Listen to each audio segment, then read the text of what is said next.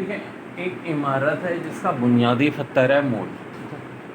मोल से हम मास भी निकाल सकते हैं, नंबर ऑफ पार्टिकल भी, और वॉल्यूम इन डीएम क्यूब। अब मोल से हमें किसी भी एलिमेंट या कंपाउंड का मास निकालना है तो मल्टीप्लाई करेंगे एटॉमिक वेट या मॉलिक्यूलर वेट से। मोल से हमें अगर नंबर ऑफ पार्टिकल निकालने हैं तो मल्टीप्लाई करेंगे एवोगाड्रो नंबर से। और मोल से हमें अगर वॉल्यूम इन डीएम क्यूब निकालना है तो मल्टीप्लाई करेंगे 22.4। देखो, वॉल्यूम इन डीएम क्यूब कब? एट एसटीपी बोले तो स्टैंडर्ड टेम्परेचर एंड प्रेशर।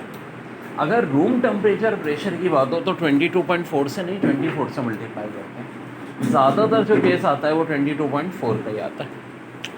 और अगर मास से आपको मोल्स निकालने हो तो देखो एटॉमिक मास से डिवाइड, नंबर ऑफ पार्टिकल से मोल्स निकालने हैं तो एवोगाड्रो नंबर से डिवाइड, और अगर वॉल्यूम इन डीएम क्यूब से मोल्स निकालने हैं तो फिर वही बात 22.4 से डिवाइड। यानी कि अगर आपको मोल से कोई दूसरी चीज़ निकालनी है तो हमेशा मल्टीप्लाई करेंगे, और किसी दूसरी चीज़ से मोल निकालने तो हमेशा डिवाइड करेंगे। अब ये भी तो हो सकता है कि हमें मास दिया हो तो एटॉमिक मास एलिमेंट के केस में, कंपाउंड के केस में मॉलिक्यूलर वेट से डिवाइड किया, मोल्स निकाल लिया। और फिर नंबर ऑफ पार्टिकल निकालने के लिए एवोगाड्रो नंबर से मल्टीप्लाई कर दिया, वॉल्यूम इन डीएम क्यूब के लिए 22.4 से मल्टीप्लाई कर दिया। ये तरीका होता है। अब जो जैसा कि दिया हुआ है 0.25 मोल्स ऑफ कार्बन डाइऑक्साइड, तो 0.25 का मतलब सीधे साधे लफ्ज़ों में होता है 1/4। कार्बन डाइऑक्साइड का मास होता है 44 को जब 1/4 से मल्टीप्लाई करेंगे आंसर 11, यानी कि बोले तो 11 ग्राम। ये मोल वेट किसका आ गया? कार्बन डाइऑक्साइड अगर 0.25 मोल है।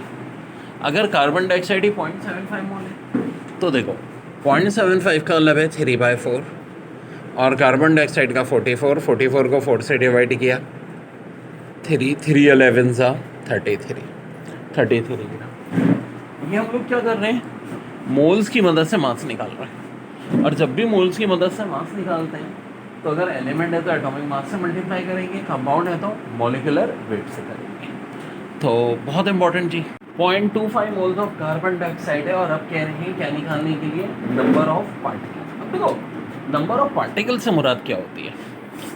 मोल्स को एवोगाड्रो नंबर से मल्टीप्लाई करें। पार्टिकल में हर चीज़ आ सकती है, एलिमेंट के एटम्स, कंपाउंड के मॉलिक्यूल्स, और कैटाइन और एनाइंस के आइंस, सबके लिए हमें मल्टीप्लाई करना पड़ता है एवोगाड्रो नंबर से। अब ये एवोगाड्रो नंबर होते क्या हैं? इसकी वैल्यू होती है 6.02 इंटू 10 की पावर 23। अब ज़ाहिर है 6 को अगर आप 4 से डिवाइड करेंगे तो 1.5 इंटू 10 की पावर 23, ये पहले वाले का आंसर आ गया। अब 0.75 moles of carbon dioxide, 6.02 into 10 की पावर 23, 6 को ज़ाहिर है 4 से डिवाइड किया, 1.5 आ गया, इंटू 10 की पावर 23 को छेड़ो ही मत यार, 4.5 इंटू 10 की पावर 23। किसी भी वैल्यू का आ सकता है, लेकिन इन दो वैल्यूज़ का बहुत पूछते हैं। किनका? 0.25 मोल्स का और 0.75 मोल्स का।